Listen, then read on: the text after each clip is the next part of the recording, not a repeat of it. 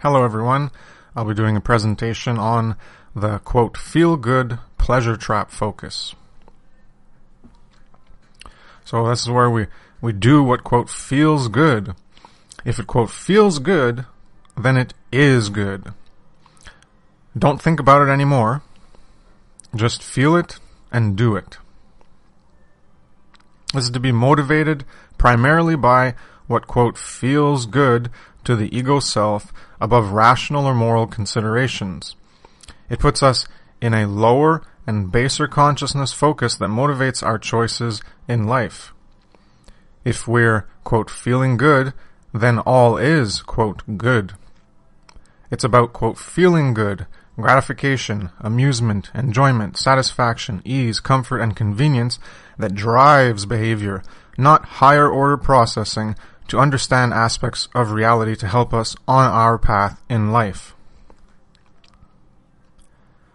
Truth and falsity, right and wrong, are not properly discerned, and what, quote, feels good to us personally is what we believe to be what is, quote, good or right. This is due to an infatuation with the illusory aspects of our sensory and emotional perceptions that have us accept things on face value and not dig deeper. We accept appearances and don't uncover the substance. We accept many of these illusions because they, quote, feel good, so they can't be wrong. Why bother to dig deeper when we already have the answer that, quote, feels good and possibly appeals to our sense of self, self-view, and worldview? We often fool ourselves all too easily.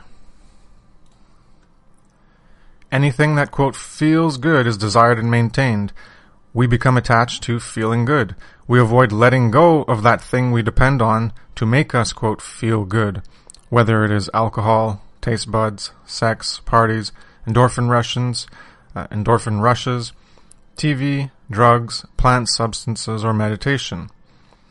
We want to, quote, feel good, so we focus on, quote, feeling good as the most important thing. We want to escape our stressful lives rather than working to understand the root causal factors in order to change it. Remaining attached to, quote, feel-good desires has us avoiding the real, hard, great inner shadow work to evolve, because it involves much effort, time, energy, dedication, determination, and persistence. This is not easy, comfortable, convenient, pleasurable, etc. So instead, just be happy, enjoy your life, have fun, etc. No serious reflection and contemplation on our way of living, being, and behavior in life.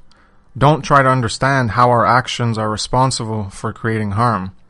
Delude ourselves by ignoring and denying reality that doesn't, quote, feel good. Many people prioritize making others or themselves, quote, happy to, quote, feel good, as if that's the main goal in life. Many also wear positivity masks. Many interactions are faked and false as a result. There's some pleasure trap life mottos that you can recognize if people put these things as what they champion and what's most important in their lives. Some of them that I've come across are the pursuit of happiness, enjoy life, live life, follow your passion, follow your bliss, live in the now, experience the now. Experiences are all valid. We're here to experience everything. So some of these are okay as part of life, but they're a detriment as a primary focus for life that limits seeing beyond ourselves. So what I mean is when you put happiness above moral considerations or rational considerations of what's going on, like, you know, you could, which will begin, it'll be coming up in additional slides, that just because something tastes good doesn't mean it is good for you. So you need to use your rational thinking to actually evaluate if something's right or wrong, good or bad. And the moral dimension is also the same. So when you're putting happiness, just enjoying life and living life, as long as you're living life and enjoying life, then it doesn't really matter what you're actually doing or what's happening around you. You know, I'll just let those people, they're doing things wrong, whatever. It's not my life. I'm just going to go over here and I'm going to go on an adventure. I'm going to go on a hike. I'm going to go do whatever I want to do. I'm just going to enjoy and live life. And whatever's going on over here, I don't have to pay attention to that. I can just ignore that. So we're not seeing beyond ourselves. We're limited to ourselves because of we're trapped in this ego self, feel good pleasure trap. So you can enjoy life, live life, pursue happiness, but not as the main thing. Sure, follow your bliss, etc. And live in the now, yeah. But it's not all about living in the now and in the present moment. You have to think about the future and evaluate the past in order to go forward in the future. It's not simply about experiences are all valid, yeah, good or evil, it doesn't matter. They're all just experiences and they're all valid to experience. It's not like we have any responsibility to try to remove the harm we create or the harm others create and try to better our human condition or the condition of the planet. No. It's just experiences are all valid. We're just here to experience everything. So experience everything, live that middle path. Don't try to align yourself with truth, with right and good and morality. Just experience everything. They're all valid. This is the delusion that some people actually live by. And I've encountered these people in the New Age and pseudo-spiritual movements. They believe whatever they want to believe, and that's what leads them in life. And one of the big problems, so I've mentioned this in my other work, first problem is consciousness, not understanding ourselves. From there, we choose to believe whatever we want to believe, and from there, we get to believing that whatever feels good is actually good. And this is what motivates so many people in our lives. So the latter forms are descriptive of a mind virus to accumulate experience. The former are also rooted in our infatuation to continually replenish our repository of experience, like doing things, to keep us from boredom and truly having to take the initial outsider, isolated, and solitary journey of self-discovery and reality discovery. The substantive, authentic, examined, realized, and actualized life is one where the mind, psyche, self of the experiencer goes through renewal and rebuilding, not simply the renewal of experiences. The lost, the quote lost and consciously quote unawakened are asking for more stimulus, distractions, and things to be provided to them for the continued avoidance of boredom or unsatisfactory conditions, and ultimately avoidance of the quest to know thyself, to self-realize and actualize ourselves, for the better.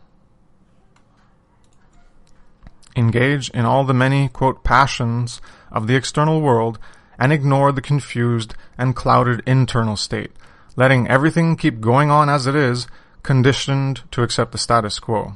So as I said before, just let, whatever's going on over there, ignore that. We're living in the same country, in the same community, things are happening, but whatever. I just want to focus on me and, enjoying life, pursuing happiness, living life, following my passion and my bliss, and living in the present moment. What's going to happen if things keep going on this path in our nation or our country or our world or community. What's going to happen? Are we going to self-destroy ourselves? Who cares? Experience the now and live in the now. Don't think about the future and where we're headed based on where we've been and where we are now. Don't try to figure things out. Just stay in the now, and it's all about now, and just keep experiencing those feelings and experience and associate emotions and feelings to those experiences, and just follow your bliss and be happy all the time. Just look for things that always make you happy, because that's going to improve the world and the condition of everyone and yourself and make things better. No. So we need to let go of the feel-good focus and face hard, uncomfortable truths. Stop avoiding the truth that removes the illusory, quote, happiness, quote, feel-good, comfort, convenience, and ease of living. We have many crutches that produce sensations in our body or minds to fill us with, quote, feel-good comfort or, quote, happiness. This allows us to escape facing the dark side of the reality before us or escape from our current life choices that bring us stress and discomfort.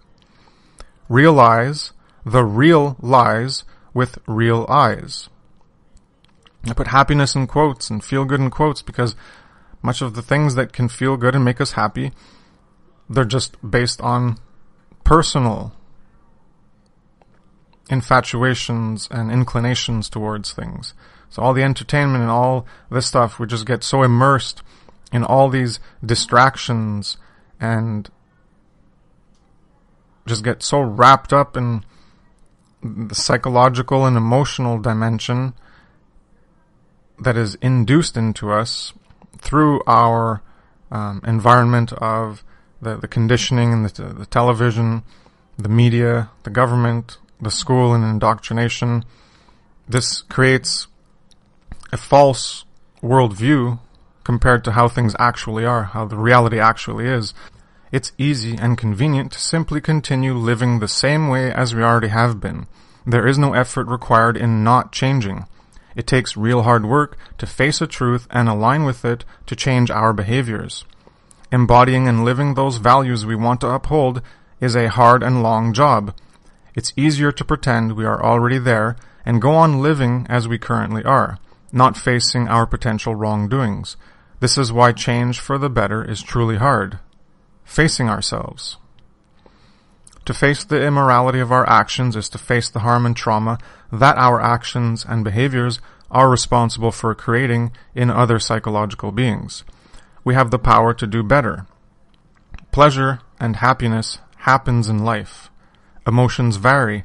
We experience a range of emotions depending on situations. Quote, feeling good isn't supposed to be the number one focus in life. Lastly, here are some examples of feel-good focus that limit the perception of truth. Just to give some examples so you can understand more what I'm talking about how this pleasure trap, feel-good focus, limits us in our understanding of ourselves and of reality. Negative emotions are signals for how things are wrong in the world or in ourselves. The default emotional state is neutral, not always happy or sad, etc. Emotions vary. They are not static. Emotions come from experience and tell us about what is happening as it relates to us. A joke is made, we laugh, and then the joke is over and the laughing stops, and you're back to a neutral state at some point after the effect has faded. Some other stimulus can create sadness, but that passes too. A positive emotional state doesn't reflect something actually good occurring. If we, quote, feel good doing something, thinking about it being wrong doesn't often factor in unless we care to understand if something is wrong or not. Did you make money? Then whatever you did was, quote, good, right? So many people get happy, they feel good about them, say, hey, I made some money. So whatever I did to make the money, or whatever I have an idea to make money, so whatever I'm going to do to make that money, well, it's good for me, so therefore it's good for me to do it. And how dare anyone tell me that it's wrong, or immoral, etc. This is how we can self-deceive ourselves. We put other things above what's morally right, what's right over wrong, what's true over false. If we put money above that, then we're going to be leading ourselves based on money first, and not moral considerations first. The money will override moral considerations, the same as if we put taste above moral considerations, or any other feel-good, pleasure, sensation, or psychological state, positive, emotional, psychological state that makes us feel good, then we're always going to try to validate it if we're not also thinking about whether it's right or wrong, or true or false. So another example is we can laugh and try to make things light and happy in negative situations instead of dealing with it in truth. This is bypassing the negative situation, not resolving it. We can laugh at other people's harm. And also, just because something tastes good doesn't mean it is good. Sugar, candy, etc. You don't just try eating things just full of sugar all the time and not eating a proper diet and see if it's actually good for you. This is the part of rational thinking. When you're not putting rational thinking, you're just, oh, this tastes good or this feels good.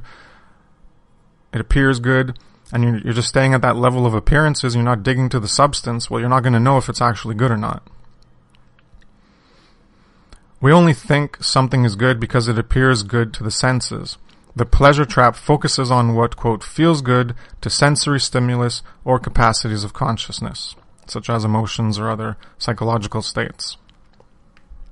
So that's the end of this brief introduction on the feel-good pleasure trap focus. And I have other work that I've done in the past that I'll probably bring forth in the future. But this was more of trying to, I guess, concentrate some of the stuff, and I have more elaborations to explain it more, but this is like an intro presentation. So thank you very much for your time and attention. Have a nice day. Take care. Peace. Care. Peace. Care. Peace. Care. Peace.